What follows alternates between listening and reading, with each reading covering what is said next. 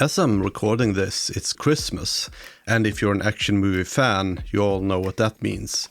Talking about Die Hard, particularly the first film, released in 1988. I think this might be my most controversial video yet, since I want to make a little case for Die Hard 2, which I often find towards the bottom of the lists when YouTubers do their rankings of the 5 films. Die Hard 2, released in 1990, is among the first films I ever saw in the cinema, so I guess I might be a little bit colored by nostalgia. Possibly. But I always thought this was an excellent sequel and very much in tone with the first film. Honestly, I enjoy it just as much as the first one. It's slightly more grand in its scope than its predecessor, but still manages to find that claustrophobic, die-hard feeling. Now, on a purely artistic level, I do rank the first film slightly higher than this one. The original Die Hard had some really inventive cinematography for its time and really excellent set design, among many other factors that made it an all-time classic. But on a pure entertainment level, I find the first 2 films equally enjoyable. The director of the original Die Hard, John McClane, was unable to take the reins for the sequel, so Finnish director Renny Harlin was offered the opportunity. Renny Harlin, or Renny Lauri Maurits Harjola, was only 30 years old when he directed this movie. He could have easily been buried under the weight of directing such a huge blockbuster, often under very difficult circumstances. And from now on there will be spoilers for the entire Die Hard series. So the plot for Die Hard 2 is this, for those who doesn't know. Once more it's Christmas Eve, and our hero from the first film, Lieutenant John McClane, played once more by Bruce Willis, is at Dulles International Airport to pick up his wife Holly, who's arriving from Los Angeles. And that's when terrorists take over the airport in an attempt to free General Esperanza, a South American drug dealer / dictator that's been taken into custody and is being transported to the US to stand trial. The terrorists take control of the landing systems, essentially trapping all the incoming aircraft in the skies above, including Holly's plane, and now it's up to John to stop the terrorists.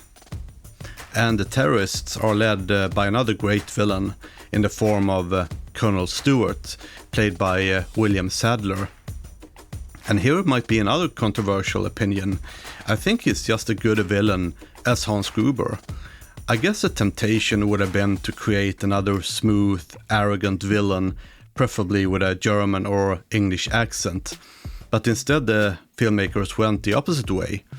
Stuart is a highly trained military man, cold, calculated, ruthless to the extreme, and for the most part totally humorless.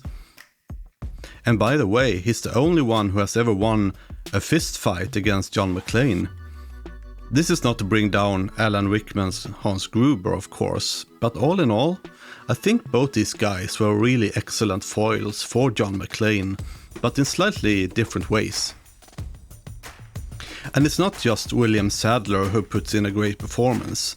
The filmmakers gathered a whole lot of great actors for the supporting cast, both Colonel Stewart's henchmen as well as John's allies.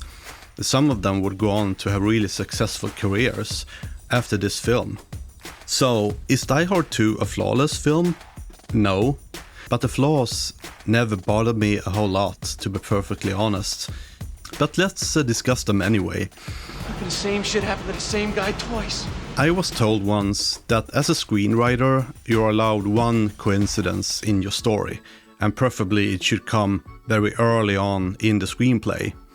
Now there is a lot of coincidences in Die Hard 2. Once more John McClane finds himself in a place taken over by terrorists. But I think we can forgive that since we need it for the story to happen. But it also turns out to be Christmas Eve, just like in the first film, and Holly is in danger once more. And once again Holly has to confront reporter Richard Thornburg, who is on the same plane as her. And thanks to incredibly fortunate circumstances, Janitor Marvin, one of John's allies, manages to punch in the exact code on one of the terrorists' radios, giving John the chance to listen in on their communications. And there are plot holes, of course. Realistically, all the planes would have been rerouted to an alternate airport in an emergency such as this. And quite a big part of the film is spent on how the personnel in the tower is going to find a way to contact the airplanes, since the terrorists have cut off communications. Holly's plane clearly has a working phone, so I'm not sure why no one thought of using that one to contact ground control to get a read on the situation early on. Technically, the film is really impressive, and I guess it should be, given that this was one of the most expensive movies ever made at the time, with a price tag of about $62 million. Cinematography and editing is top of the line, although I will admit it's not quite as slick as the first film. As mentioned before, the first Die Hard had some really inventive camera work. For example, the camera moving back and forth instead of cutting between shots, and sometimes going from a wide shot to a close-up in a single take. Die Hard 2 tends to be a little bit more traditionally shot and edited. From a medium shot, there's often a straight cut to a close-up. Sometimes shots had to be reused. I would assume there was just not quite enough coverage of particular scenes. This shot of the pilots of the military aircraft is clearly stolen from a little earlier in the movie, as we see that the light and the colors doesn't quite match compared to what we see just a few seconds later. And if you really want to join me in Nitpick Village, the sun is actually on the wrong side of the horizon in this shot.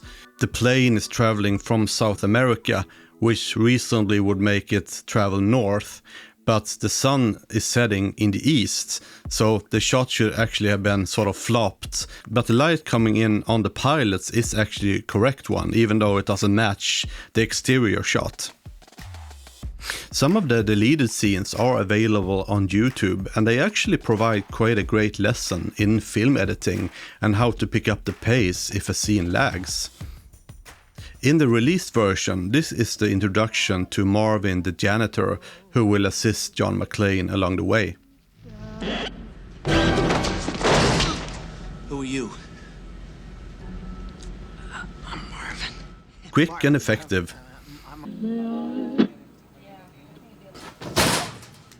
Don't even breathe. Who are you?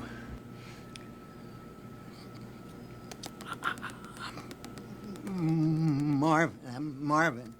In the deleted scenes, we actually get to find out that Marvin lives down in the basement of the airport, since he can't afford an actual apartment.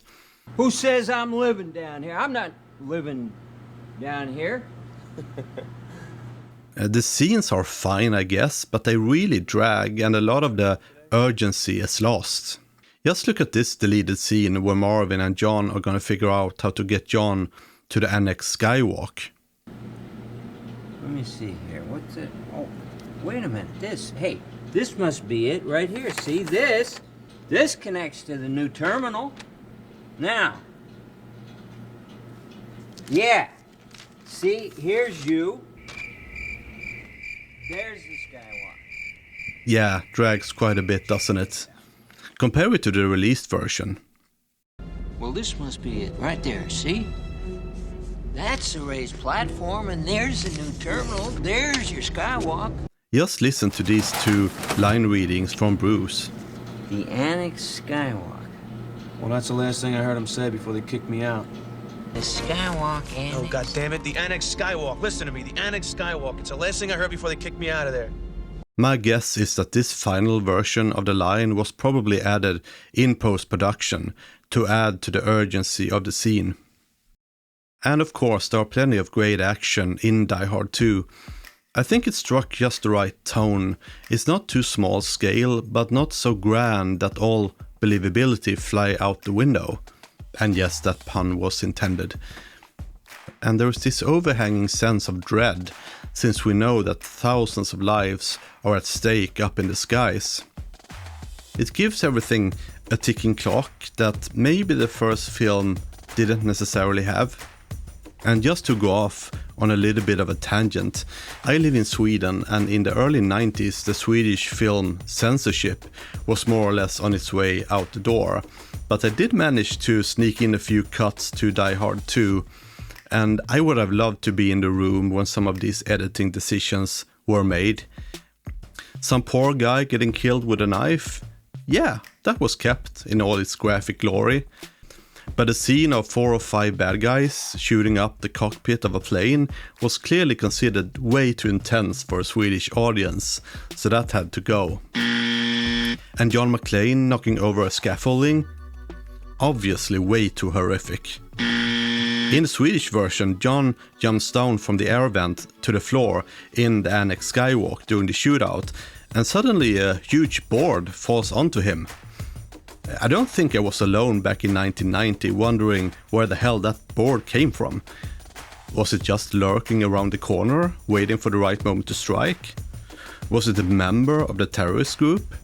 Maybe a board member? Yep, sorry, I can feel your cringe through the screen.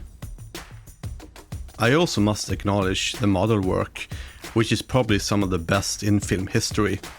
This was at the dawn of computer-generated imagery, but practical models were still the go-to solution. And the work that the people at ILM or Industrial Light and Magic put in is just extraordinary. The models averaged about 20 feet across and was filmed at 200 frames per second, which is about 9 times as fast as normal camera speed. And when explosions went off, the frame rate was increased to 360 frames per second.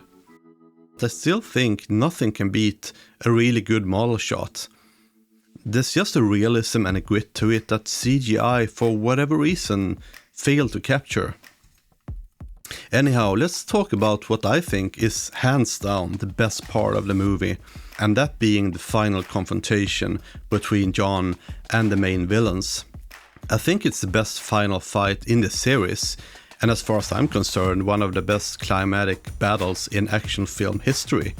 The terrorists are getting away in a Boeing 747, and at the same time Holly's plane is running out of fuel.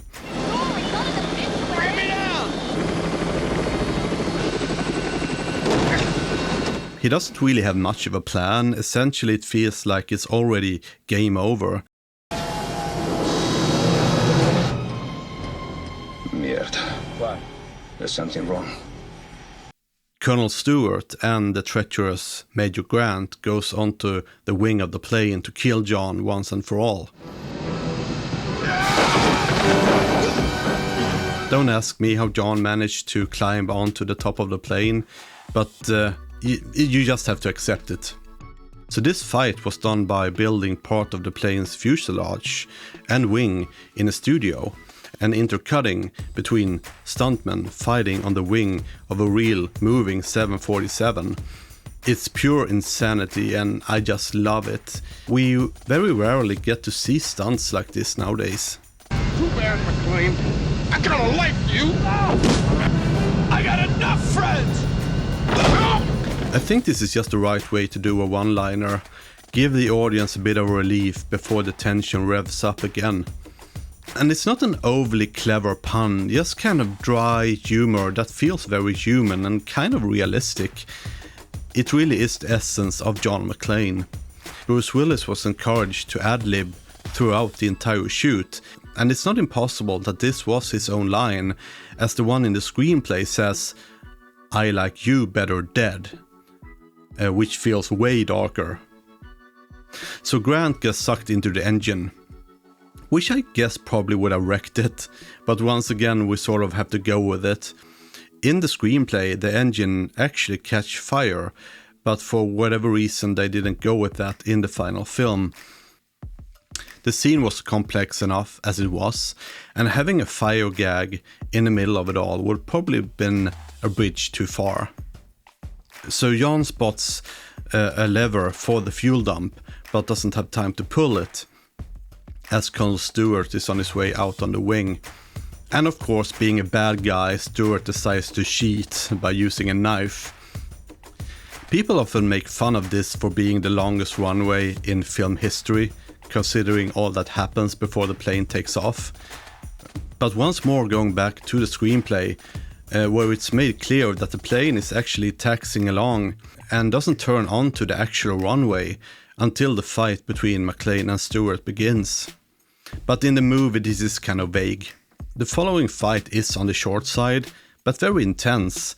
And as mentioned before, this is the one fight McClane loses throughout the entire series. But to be fair to McClane, he had been through a pretty rough night. In the screenplay, Stuart's hand actually gets stuck in the flap. Then the metal closes and crushes his hand, and he continues the fight with a hand that is described as claw-like. So McClane is kicked down from the wing, but just about manages to pull the lever for the fuel dump, and then sets the fuel on fire, resulting in a glorious end for all the bad guys. This model shot actually had to be done twice, since the plane disintegrated too fast on the first attempt, so the series of explosions had to be delayed when it was time for take 2.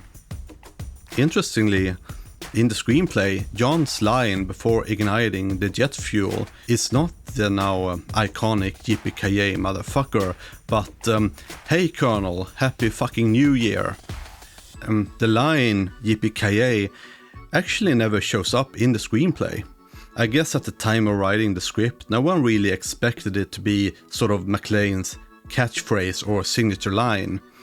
So the airplanes in the skies use the fire trail as a guide, which enables them to land, and John is reunited with Holly. Rounding this off with one more observation, and maybe the most crucial one, and probably the one that will piss off the most people, I think this is the last Die Hard movie where John McClane actually felt like John McClane. He feels very human. He gets hurt, he bleeds, and you can feel the deep love he has for his wife and his commitment to protect innocent people. He feels like an ordinary guy thrust into extraordinary circumstances. I think the third film, Die Hard with a Vengeance, is a terrific action movie. Bruce is still great, as is Samuel L. Jackson, and we have another great villain in Simon Gruber, played by Jeremy Irons. But every time I look at that movie, I can't help but feel a sense of disappointment that the filmmakers essentially nullified John's character development from the first film. She's heard me say I love you 1,000 times. She never heard me say I'm sorry. Basically what's being done here is just a rerun of John's original character arc. We find out that he and Holly have separated, but in the end he decides to call her. And when the fourth and fifth film came around, we found out that John essentially never learned anything about being a good husband nor father. I always felt this was kind of a shame, and I do wish that the filmmakers would have found a way to keep the core of the character that we met in the first two films. So, that's my opinion on Die Hard 2, and let me know in the comments if you agree or not. And where would you place this movie in a ranking of the entire series? And thank you so much for listening, and if you enjoyed the video, please consider leaving a like and a comment. And Merry Christmas everyone! And if you're not watching this in December, Merry Christmas in advance.